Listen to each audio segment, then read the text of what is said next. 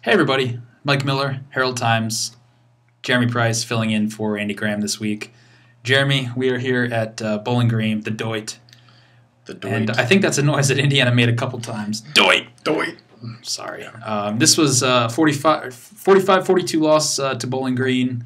It was sort of a, sorry to say, but sort of a classic IU football loss in a lot of ways. Yeah, a lot went wrong in this one.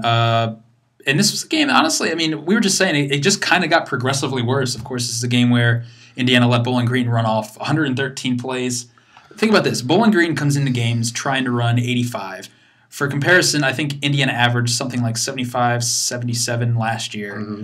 Mm-hmm. Bowling Green aims for 85. They got 113 plays off today. They had 100 by the start of the fourth quarter. It was just up and down, back and forth, literally the entire way, just about after that first quarter.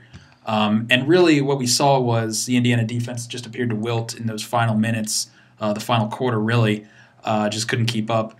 And it just ended up, their traditional Indiana loss with all the trimmings. I mean, you name it, it had it. Yeah. I think the funny thing about that is with Bowling Green running 113 plays is that's in part because outside of, I think there were some defensive mishaps maybe in the final third of the field, but by and large the Indiana defense didn't give up the home run play so much as they just got dinked and dunked. And they just attacked the middle of the field was just open all day, and then they just sort of did that for 7, 8, 9, 10, 11 yards just consistently. I mean, they just attacked the linebackers over the middle, and that was really the bulk of their passing game all day. I mean, they didn't really – they had a couple long throws. I think they had the 31-yard pass down the sideline. Right. Berbinger was pretty much wide open, and no one covered him on that one, the touchdown. That was probably a blown coverage of some sort. Or yeah, but you're right. I mean, it was really just those intermediate routes, crossing patterns all day that just sort of, dink and dunked Indiana. And it was the fact that Indiana, once again, stop me if you've heard this before, couldn't get off the field on third down. I mean, How many times was Bowling Green in third or fourth, even fourth down situations and was able to convert? And so those are the plays that keep drives alive and make for long drives, long time on the field for the defense. Bowling Green, 7 of 18 on third down. Indiana, 4 of 12. Bowling Green, 2 of 4 on fourth down. And really, the way this game started, Indiana was playing, good enough to start the game on defense. I mean, it seemed like we were seeing, a good enough, decent pass rush. Mangieri got in there for that early sack. They were pressuring James Napke, who I might add is Bowling Green's backup quarterback. And it just from there, they sort of seemed to lose that aggressive edge. They weren't the pass rush really couldn't get through. Napke had time to throw. He wasn't really pressured. A young quarterback, only his second career start. Really never got him on his heels. And like you said, he just dink and dunked him throughout the game. Yeah, the defense was decent enough in the first half. Indiana did build a 14-3 lead. I thought that was a stage of the game, and then I think Bowling Green came down, got a field goal, cut it to 14-6. But if the IU offense is able to sustain anything going there, in theory, Indiana should have at least pulled away, maybe not in blowout fashion, but should have steadily built a 2-3 touchdown lead where, maybe there was a little bit more pressure on Bowling Green to keep pace, and they didn't do it. They didn't do it. It took a while for Tevin Coleman to get going. I think his first 9 carries, he had a total of 9 yards. Nate Sudfeld he looked good today. He sort of bounced back from a tentative effort against Indiana State 2 weeks ago. Finished with 347 yards. Really got a lot of receivers involved in this one. The passing game looked fine for the most part. Like I said, I think we saw some new guys get involved. Dominique Booth, Jay Sean Harris had a really nice game. Nick Stoner, I think we both picked him for the breakout receiver of the game thing coming into this one. But the passing game looks like its old self. The problem is Indiana looks like its old self as a whole. I mean, the offense is there, and if not for a critical fourth down fumble by Tevin Coleman. Fourth quarter fumble by Tevin Coleman, they might have had that huge 2-possession lead midway through the fourth quarter. Yeah, they really had 2 chances to get that 2-possession lead. The first came when Mangieri got the interception in the third quarter, and they had a chance to go up 2 scores and went 4 and out promptly after the interception. Yep.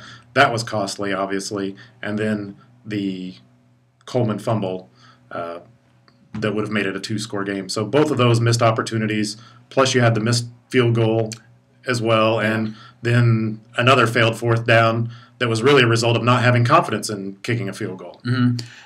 Speaking of confidence, Kevin Wilson had an interesting comment after the game. He was talking about some of his seniors. He said he went in there at halftime and saw some of the looks on faces and just sort of saw, I guess what he said, saw some blank stares coming back at him.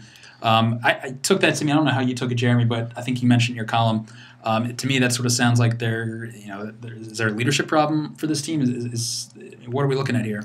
Yeah, I mean, I think it's definitely a red flag when it comes to team chemistry for sure, because what he said was basically that there were some looks on some faces of some seniors, and that they were playing a lot of freshmen, and it was kind of that look like, really, you're going to play these guys and let them screw up? I could go out there and do better than that. And that's the sort of divisiveness, I guess, that can really be harmful when you're trying to take the next step as a program. If everybody's not on the same page, pushing in the same direction, that's a big problem. And so that's, maybe part of that is a leadership thing. I don't know. Sometimes it's just, leadership can take care of some of that, but some of that is you've got to find a way, the guys that maybe aren't getting the playing time that they are used to or were hoping they would, they've got to find a way to just sort of acclimate themselves to that and do what's best for the rest of the team. And it doesn't sound like that's exactly happening right now. Yeah, I'm not sure really. I mean, here's the thing. Where does Indiana go from here? They obviously have 6 days to prepare for, I think, what is Missouri right now? 24? 20? They're top 25 team, obviously. 25, I think they beat Central Florida today handily. They got a lot to fix in 6 days before they go over to Missouri and face them. I mean, that was a game last year we saw. I mean, speaking of last year, this is a Bowling Green team. Indiana just totally dominated, blew out of Memorial Stadium. And then again later on, midway through that season last year, Missouri came to Bloomington, and IU had no answers for that. So a lot to fix in 6 days. Yeah, there is a lot to fix in 6 days, and I don't think that you're going to fix everything, but you're going to have to fix a few things for sure. There are issues. Like we said, I mean, the offense had its issues today. Special teams clearly had its issues today. Defense had its issues today. There's any number of things that are going to have to be cleaned up, but I think there's going to have to be a little bit of everything, obviously.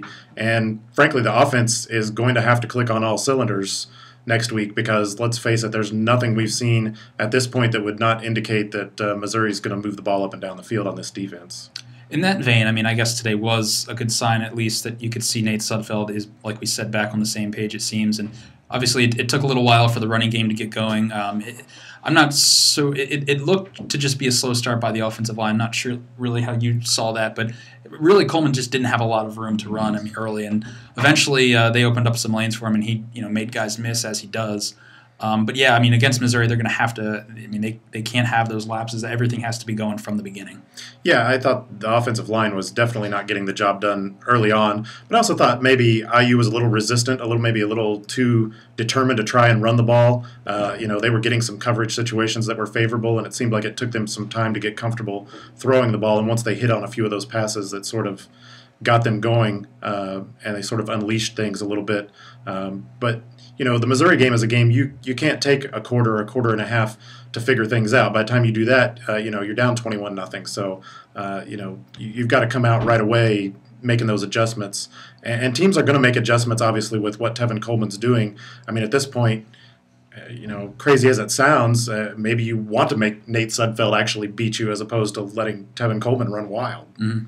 Matty Mock's a good quarterback. James Napke looks like a Heisman winner after this one.